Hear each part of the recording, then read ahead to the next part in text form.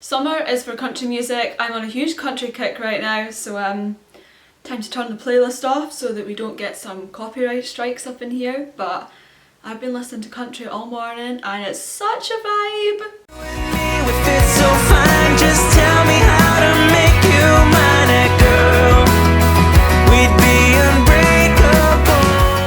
Hello everybody, welcome back to my channel. If you're new here, make sure to subscribe. I'm Victoria and I talk about hockey and sports stuff from across the pond in Scotland. And if you're always here, thanks for sticking around, I'm so glad you're here. So I asked for some video requests on Twitter and someone said to me that they wanted me to do one on should fighting be allowed in hockey. So specifically I'm going to talk about the NHL here because that's mainly what I talk about, but in general, let's discuss, should fighting still be allowed in hockey in the modern era? Everybody who's involved in hockey has ever watched it will know the quote, "I went to a fight the other night and a hockey game broke out." And there's certainly still some games which seem to descend into absolute chaos, but not as many as there used to be, as we'll take a look at. And just as a side note, a lot of people ask me to compare sort of NHL hockey with EIHL hockey, which is the pro hockey here in the UK that I go to and I have a season ticket for and whatever. And there is a lot of fighting still in this league too. Like, I would say probably the proportion of fights in hockey games is about the same in the NHL as it is in the EIHL. I mean, I was about to say there's better fighters in the NHL. I'm not sure that's strictly true, you know, like you still sometimes get the enforcer role coming out across here, a lot more than I think sometimes you do in the NHL. But anyway, I digress, we're focused on the NHL today, but yes, there is a lot of fighting in British hockey too, just because I know people will be curious. And if you want to see some of those fights, I will link below British Ice Hockey Fights. They have a YouTube channel and also social media, and they basically post all of the fights and whatever else that goes on in the EIHL, and it's very entertaining to watch, so yeah, check that out. And let's get debating this, shall we? So fighting has always been an integral part of the NHL since it was formed in 1917, but it's banned in a lot of other places such as in the Winter Olympics, so it makes for a very different style of hockey. In 1922, I love this, I had to include this, the rule for fighting in the NHL was called fisticuffs, which that's such an adorable old-timey thing, so I had to just note that down. The current NHL rulebook defines fighting as at least one player punching or taking a swing at another player repeatedly, or players wrestling in a way that is difficult to break up. Just to get the rule down to a T here, because it's the NHL and sometimes there's debates over rules. We all know what I'm getting at here. And just for some statistics, in the 1960s there was a fight in about 20% of NHL games, but in the 1980s, which we all know was sort of the generation of really rough, tough hockey, this increased to literally like 100%. So there was pretty much a fight in every single game, and I'm forever devastated that I missed out on watching that period of hockey. I would have really liked to have seen that different style. But anyway, in 1992 the instigator rule was added, meaning that you could get a fighting plus instigation. I didn't realise that it was as recently as 1992 that was added, so I thought that was interesting to add. However, in the modern era of hockey, fighting is definitely decreasing. So between 2000 and 2014, a fight broke out in 29 to 40% of NHL games, but this has steadily decreased since, from 27% of games in the 14-15 season to only 17% in the 2018-19 season. Now that we've covered the background to how important fighting is in hockey, how long it's been around and some of the stats around it, let's discuss whether it is a good thing or a bad thing in the modern context, because hockey is very much a sport that develops rapidly over time and is forever changing, and I think it's great that it's that way, but it means that debates like this and discussions surrounding sort of changes to the game have to be made. You have to have them, and things have to develop over time, otherwise things would get really dull. But there's definitely two sides to the argument on this, and I sit kind of in the middle, but not really in the middle. I'll tell you my thoughts at the end. So, the pros. Realistically, fighting in hockey can actually make it safer because players are held accountable for their actions. So many penalties are missed out in the NHL, and you couldn't call everything. You couldn't call absolutely everything in sight, and as long as things are consistent, that's fine. chat for another time about consistency in the NHL officiating. We're not getting into this now. But fighting is one of those things that there's always a penalty for, and you're always going to be held accountable for your actions within. And it almost allows game management to be upheld at a higher standard than if there was no fights, because if you've only got minor penalties happening, that's how things build up. They can boil over, there can be calls that are basically not called, and whatever else. Whereas if you have players that are just fighting it out, one, it gets that sort of build up of emotions out on the ice, and then they can leave after that incident and usually it's fine. So it allows that sort of anger and frustration to come out. But at the same time, you're also going to be held accountable for letting those emotions out. Whereas within other penalties, such as cross-checks and stuff, it's a bit more, there's more of a blurred line. Whereas with fighting, it's going to be called, you can hold people accountable, and that is a really important thing to consider, that it's not just all about violence, it is about holding people accountable too. So that is most definitely a pro in the keeping fighting in hockey column. Another pro is definitely that it increases entertainment value. Over here, obviously, hockey is not a predominant sport, but one of the main things that anyone who knows anything about ice hockey will know that there are fights, and it is one of the most sort of endearing things about the sport over here anyway. People definitely see that as a really important part of the game in terms of just enjoying it. Like, it's enjoyable to watch people fight, I guess. Like, I'm a very non-violent person. Right, I don't like violence in any way, unless it's in a hockey game. Then I like it, to a degree. As long as it's square and equal, then I think it's fine. I don't like dirty hits and whatever, but violence in a hockey game is different from in other settings, to me anyway. So I understand that there's definitely an entertainment value, brings fans in. A lot of fans don't want to watch sort of any soft sport, they watch hockey for the roughness.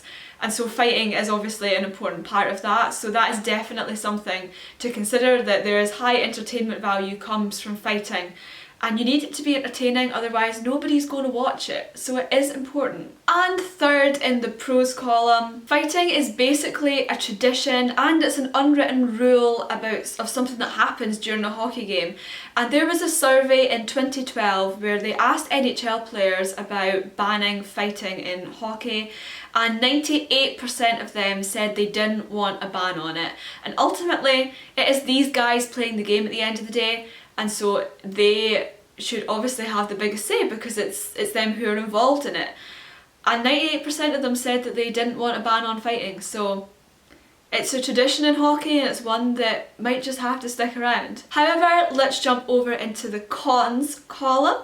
So first things first, you've got injuries, concussion and risk. So obviously fighting means a lot more aggression towards you. Fighting means a lot more injuries can happen, which can be detrimental to the health of players and detrimental to clubs a lot of the time because their players are getting injured and they're paying guys on high contracts to basically be sitting out injured as a result of a fight. So you can see the detriment there to both individual player health and also to the clubs. Also, I looked into the 2011 tragic passing of, I'm going to butcher his name, Derek Bogard. I'm really sorry, I know I said that wrong. And obviously he passed away from a result of an accidental alcohol and drug overdose. However, when doctors examined his brain after his death, they concluded that he had chronic traumatic... oh my god, I'm going to butcher this word as well. My boyfriend is a doctor, and I know when he watches this he's going to laugh at me for mispronouncing this, so sorry Ryan. Chronic traumatic encephalopathy. Encephalopathy. Basically there was a lot of damage to his brain which was a result of repeated head injuries. So although that was not the cause of death, the overdose was, it's important to know that this does have an impact on people's brains. We've seen certainly over here a lot of sort of football players and rugby players who are developing dementia as a result of repeated head injuries, and there's a lot more studies going into that now just from like headering the ball, and obviously rugby is a rough sport in itself. So anyway, over here, because they're the prominent sports, I've seen a lot more discussion around the impact of head injuries on, you know, later life. And so hockey, of course, can be the same, and getting punched in the head, along with all the other injuries that go along in ice hockey, is obviously a risk, so that's definitely something that goes in the cons column. Secondly, there's the argument that it's a bad example to kids. Kids obviously idolise a lot of athletes and a lot of people in the sports world, and it's not the best sort of thing to be showing them that this is how you act, because of course they might translate it into that being okay actions off the ice. I think as long as you definitely define the boundaries between this is how you act in a game versus this is how you act in reality, I think it's fine. You know, hockey is a rough sport. A lot of people wouldn't see it as a good influence on their kids anyway. Me personally, if I ever have children, I will be both encouraging them to watch hockey and play it if they want to, but I would make sure that I was defining the lines between you can't act like that out with the game. That's wrong. But I can see the argument that it might not be the best example to kids, especially in comparison to other sports. However, there are a lot of values and attributes in hockey and being a hockey player that you can teach your kids that they are intrinsic values too. You have to be very dedicated and hardworking, and you have to be very determined. So as much as you can argue that the violent part might not be the best example, there are a lot of parts of hockey that are actually really important things for kids to learn, and if you teach them the boundaries, is there a problem, you know? And finally, the idea that it glorifies violence. As I said before, I'm really not, I don't like any sort of violent thing. I'm a pretty peaceful person, but however, there's something about hockey violence that seems different, and I think it's because as long as it's contained to within that incident, I don't see the problem in fighting, to be honest. However, there is the argument that it glorifies being aggressive and violent, and of course in a society that really is struggling with division and aggression right now, it's important to not encourage anything else into that. So definitely an argument that it's glorifying something that's pretty violent and that we don't need any more of in society. And so my opinion, I think that fighting should definitely be kept in hockey. I think it has a place and I don't think it should be banned. However, I don't think it should be placed over skill. I am fed up of seeing people talking about, you know, soft players that don't throw hits, don't throw punches, but they're some of the most skilled players on the team. You can't value physicality and violence and fighting over skill. I think skill has to come first. We're very much in a generation that has highly skilled, highly developed players with high hockey IQ. That shouldn't be undermined by fighting. I really don't think that that's what this era of hockey, in my view anyway, is about.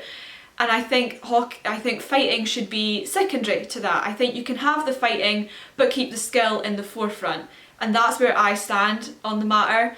I also think there needs to be more done about illegal, dirty, dangerous plays and hits. I'm really not happy seeing, you know, illegal cross-checking, dirty hits, stuff like that.